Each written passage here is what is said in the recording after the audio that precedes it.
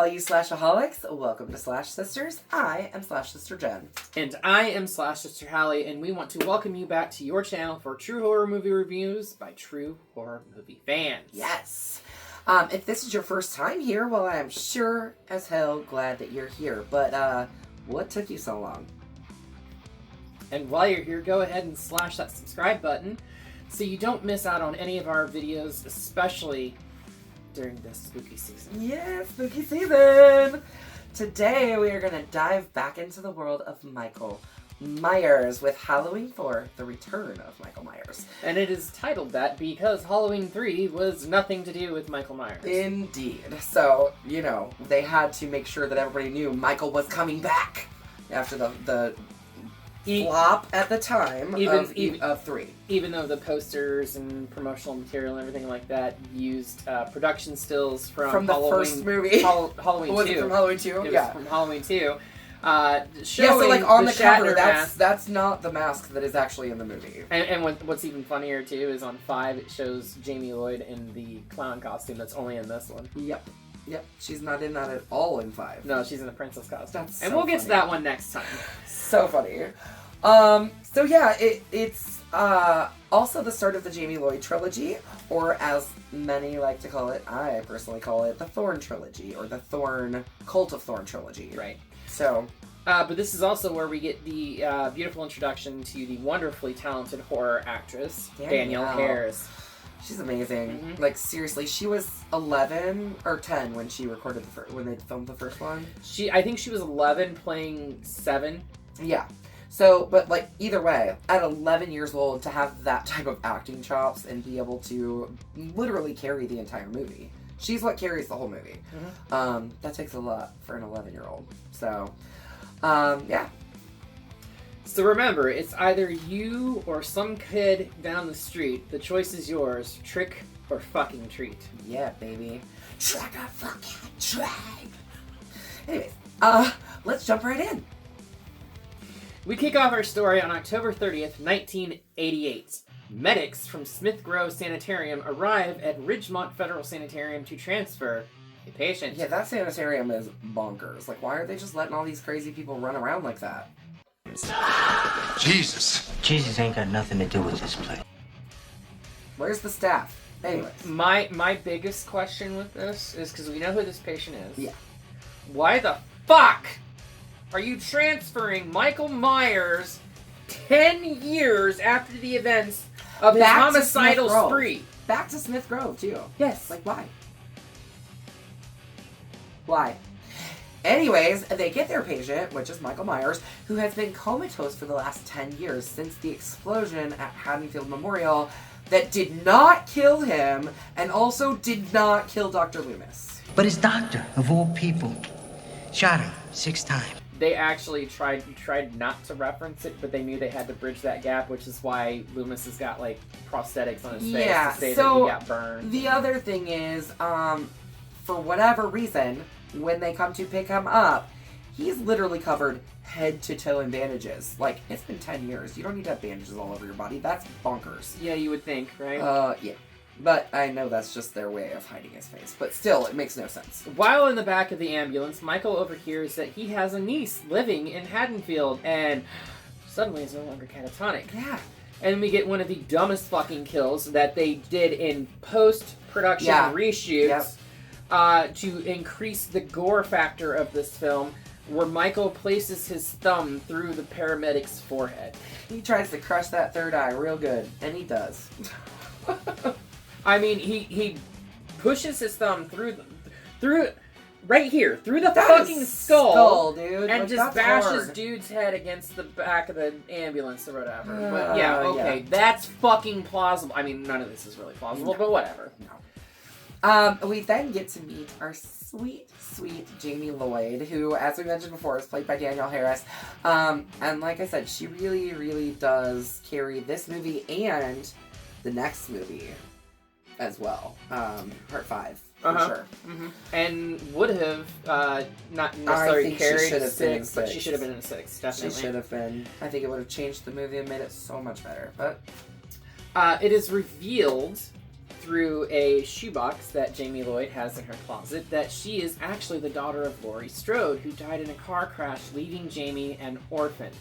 She's adopted by the Carruthers family. Or at least fostered. I don't know if they've adopted her. Because they do call her foster daughter or right, foster sister. She's literally called Jamie Lloyd through this entire thing. Yeah. I never hear them say Carruthers or anything like that.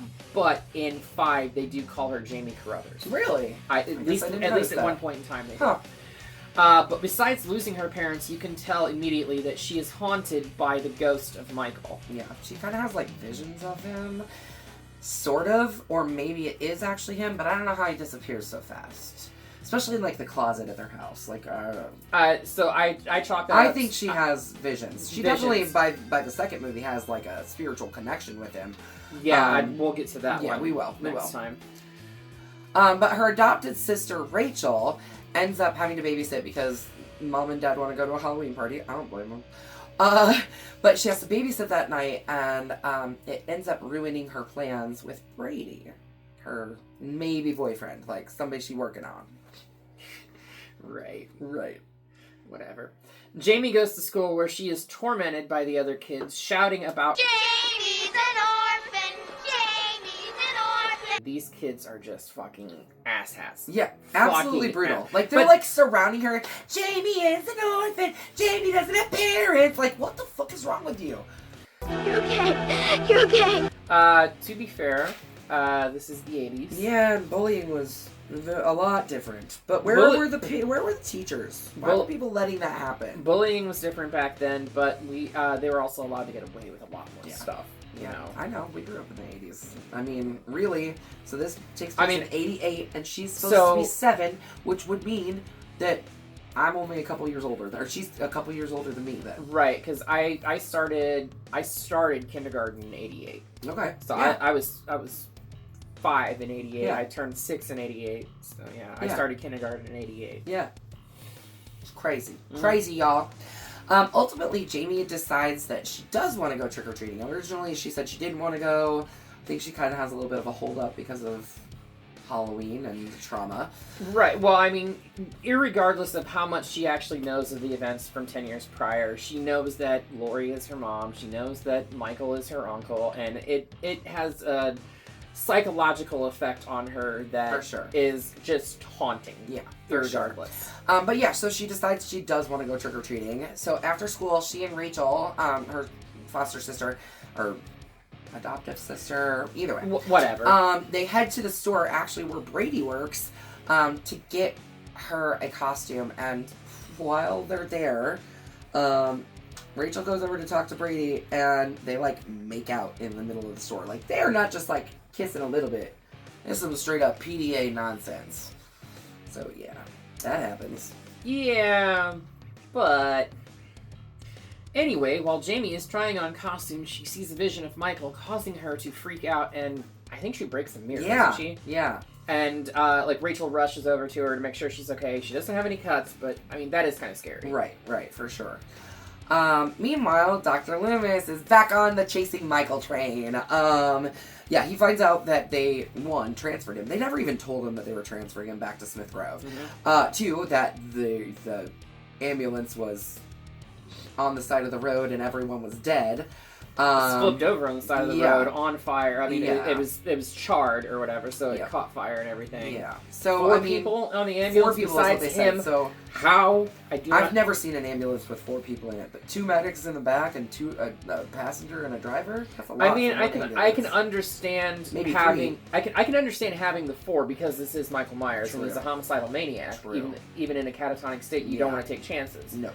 But his ass should have been in a fucking prison transport, not an ambulance. Yeah, he's not even fucking handcuffed, okay? He's Michael Myers, and he's not handcuffed. Exactly. They're treating him like he's a medical patient. No. Sorry, you can't do that. Right. Dr. Loomis arrives at a gas station on his way to Haddonfield, where he finds the tenants murdered. And is almost run over by what we're led to believe is Michael driving a tow truck, because we never technically see the driver, but it's heavily, heavily implied that it is him. Yeah.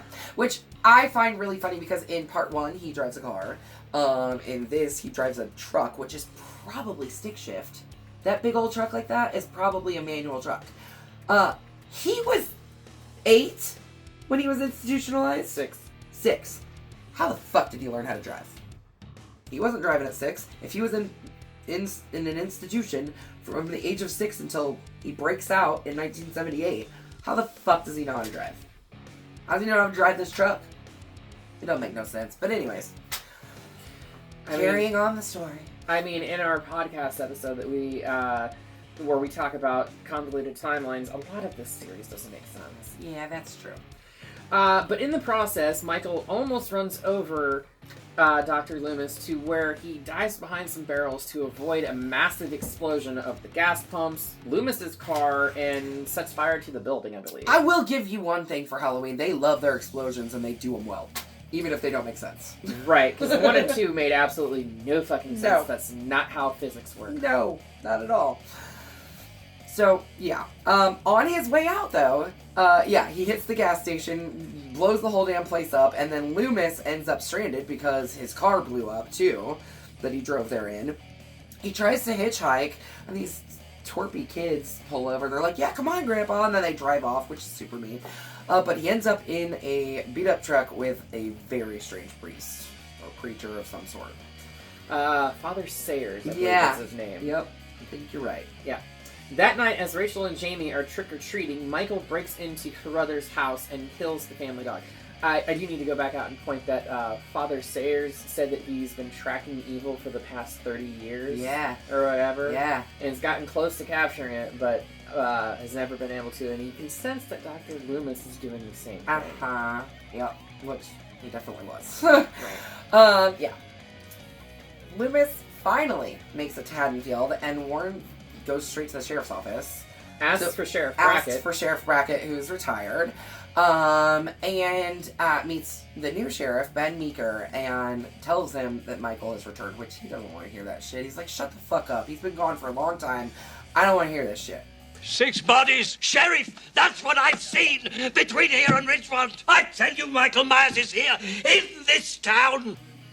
Loomis and Meeker head out to search for Jamie and Rachel as they're out trick-or-treating. Yeah, they kind of like go out in the car and he's like, okay, let's go get him. We'll offer some protection for the night, whatever.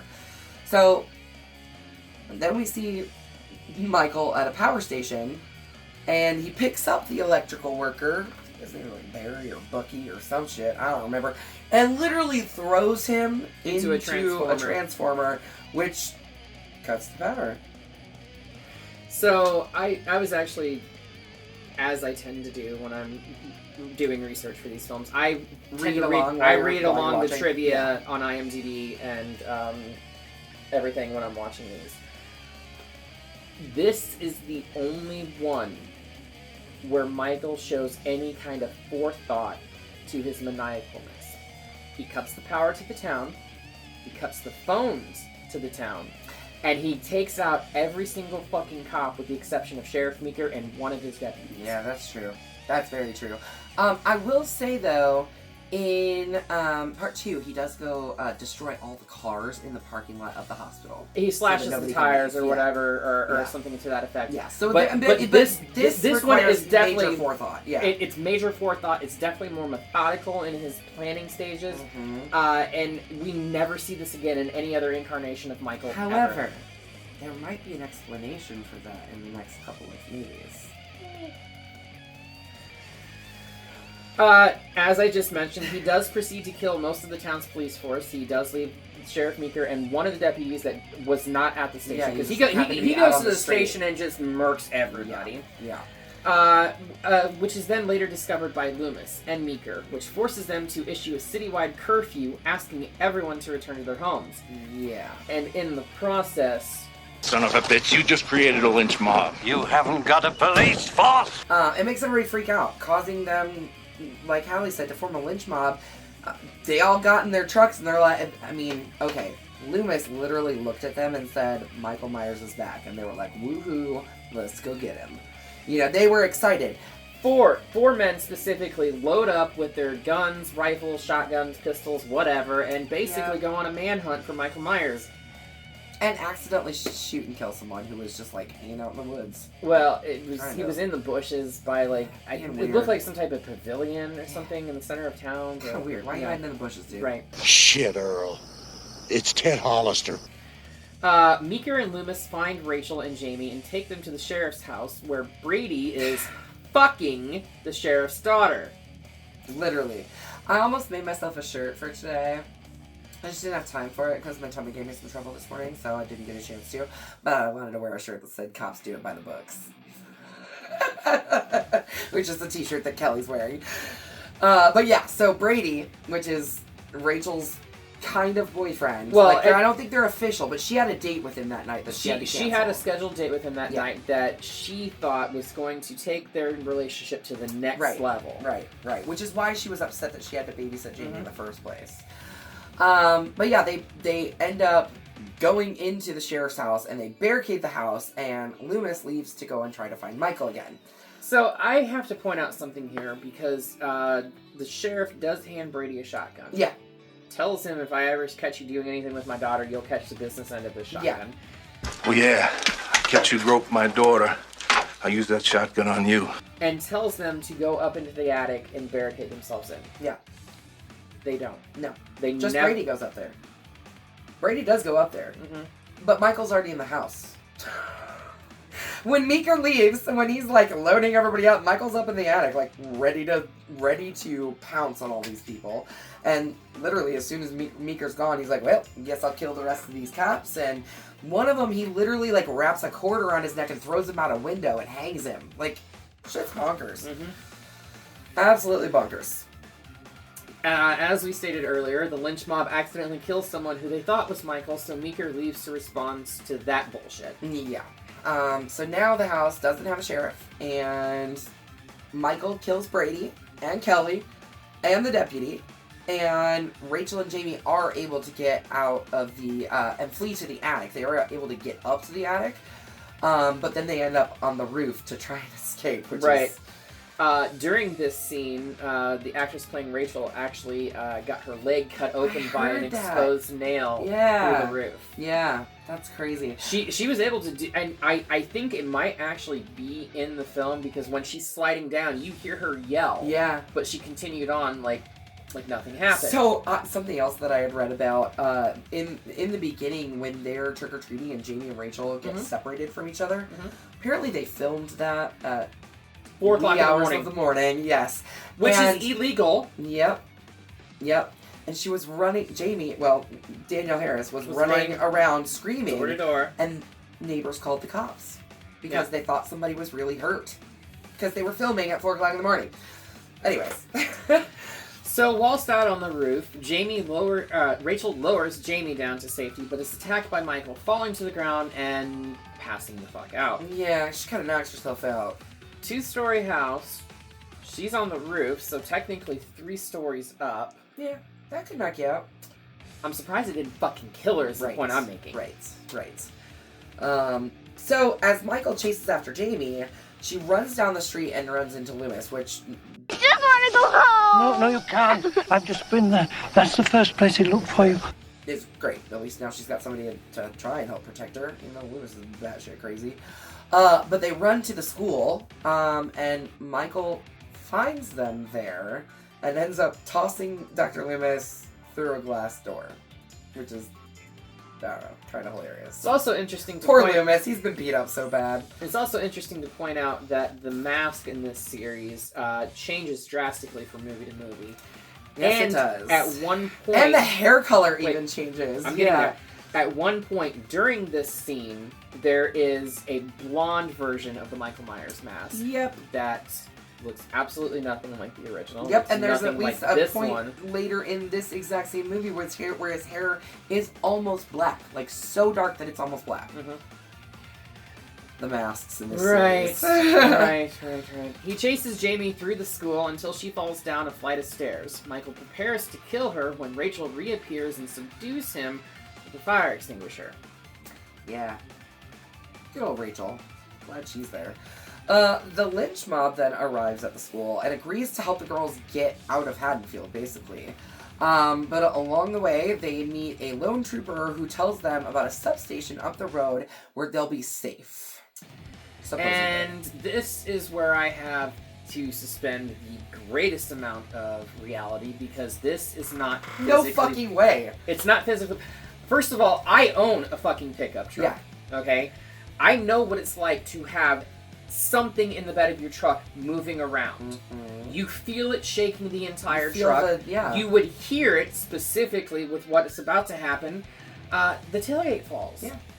As Michael, who's been hiding underneath the fucking truck, climbs aboard and kills 2 of the men by stabbing them. They fall. The tailgate drops. They roll off the bed of the truck. And then he takes the 3rd guy and just chucks him over the fucking side. Yeah. So he may still be alive, even though a lot of people can count him as dead, because he never stabbed him. He just grabbed him by the throat and he could have threw just him. gotten some bad injuries. But the entire... Rachel made it from a three-story fall. She's fine. Right. The entire time all of this is happening, the driver, Rachel, and Jamie hear and feel Everything. fucking nothing. Yeah. Yeah. They don't know that there's something going on. They don't know that Michael's back there killing people. I can tell you this, because I just took my truck out in the country, and I had a pretty big limb that fell from one of our trees in our yard in the back to dispose of it. I could hear that moving around, driving down the road, going into the country. So if I could hear that, there's no fucking way in hell all 3 of them in the cab did not hear or feel Michael killing those 3 guys. Yeah, right. Fucking rear view mirror, hello? What were they doing? Literally, what were they doing? I mean, I understand Jamie and Rachel. They're traumatized. They're messed up. They don't need to be paying that close attention to what... Although, they need to be on high alert, because there's a killer out there coming for them. Ugh. Anyway, after disposing the 3 in the truck, Michael climbs on top of the cab of the truck, breaks through the window, and basically kills the driver. Yeah, yeah. But Rachel kind of pushes over and gets into the driver's seat. She opens up the door and pushes the driver out to take over. Yeah, yeah. Smart girl, she is. Mm-hmm. But she throws Michael off the truck and then rams into him. Which initially, when they shot this scene, they actually shot her hitting him 5 separate times. Really? When they edited it down first, she hit him 3 times, and then in the final product, it showed her hitting him once. Just the once. I kind of think it would be nice to see her back up and keep ramming into his stupid ass. Yeah. I'm sorry, Mike. I like you. I mean, Halloween is one of my favorite franchises, even though it's so fucking complicated. Yeah, but anyway. Meeker and Loomis arrive with the rest of the lynch mob and the state police, while Jamie approaches her uncle and touches his hand. Yep. And I think she even says uncle or something at this point too, or is that later? That's in the next one. As he rises, Meeker and the others begin Tell Jamie shooting. to duck. Yeah, they're like, get down! And they literally just like shoot the fuck out of him. Like just load him full of bullets. And he ends up falling down an abandoned mine shaft. Interesting. Mm-hmm. Interesting. We'll see where that goes. Once they are back home, Jamie's foster mom goes upstairs to run Jamie a bath. And she is suddenly attacked by a first-person point of view through eye Very holes similar to the first 1978 Halloween. And it, yeah. So Loomis hears her crying and then sees Jamie in her clown costume holding a pair of bloody-ass scissors. No! No! No! Very much like when Michael came out of the house in the first movie holding the knife. Right. When he was 6. I think it's interesting to note that there was still a police presence there in that house, because Loomis raises his gun and tries to shoot fucking poor Jamie. And the thing is, I love Loomis, but his screams are hilarious. No! No! It's worse than 6 though. Oh my god! Yeah, oh yeah. Way worse than 6. Rachel looks on in horror as Loomis screams, realizing that the evil inside of Michael has now infected Jamie. Yeah. Yeah. And there you go. That's it. Michael's dead. We never hear from him again. He's gone. Yeah. Right. No, so I guess there was, we talked about this in our podcast, there was a a script written for part 5, or at least a story for part 5. Right, and where Jamie ends up almost kind of being Michael's sidekick, and they kill together. Yes, she was initially told that she was either going to be the lone killer or be Michael's sidekick in 5, and she was so excited to explore that possibility, and that's not what they fucking did. No, it's not. In fact, I would say, of the trilogy, the Cult of Thorn trilogy, 5 is probably the weakest. Right. It's kind of a filler in the middle of it. And it starts to try and introduce the interesting stuff that comes into 6, but not really. But we'll talk about that on our next video, because we are going straight through this whole freaking franchise, you guys. We are doing it! We're doing it. Pedal to the metal, bearing through Halloween. Yep. Alright, Hallie, tell me, Bloody Machete up or Bloody Machete down? I, for whatever reason, do like this one. Yeah. I do like the fact that we explore the bloodline of Michael a little bit. We get the character of Jamie Lloyd. I don't like the fact that Laurie has been killed off screen. I think that... Which makes her not dead, right? It makes her not dead because she died off screen. Well, yes. According to us. Well, I mean, and according to the franchise, too. I think it's interesting that Jamie is Laurie's daughter and all that. I think it would have been better had Laurie come back. I know she didn't want to... Jamie Lee Curtis didn't want to come back, which is why they did what they've done with the series. She does eventually come back. She does eventually come back. again. And again. And again. To me, I give this a Bloody Machete up. I give it a Bloody Machete up, too. I actually kind of like I said, of the trilogy, this is the strongest one. This is definitely the strongest one out of the 3 with Jamie's character. Yeah, yeah. The 6th one, I think, is also strong, but in a completely different way. But we'll get into that in a couple more videos. So, that is Halloween 4, and we are going to get this the fuck out of here, send it straight back to Smith Grove Sanitarium. See if you can fit it through the hoop.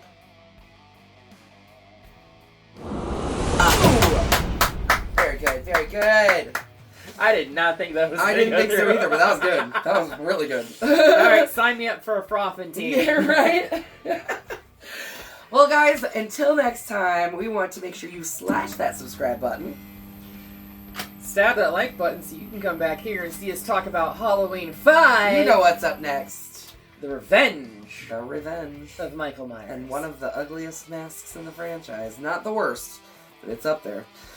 And make sure you ring-a-ling that grave bell so you don't get lost in the mix and can stay up to date on everything we're doing here on YouTube. Yep, and until next time, we will see you all in the afterlife.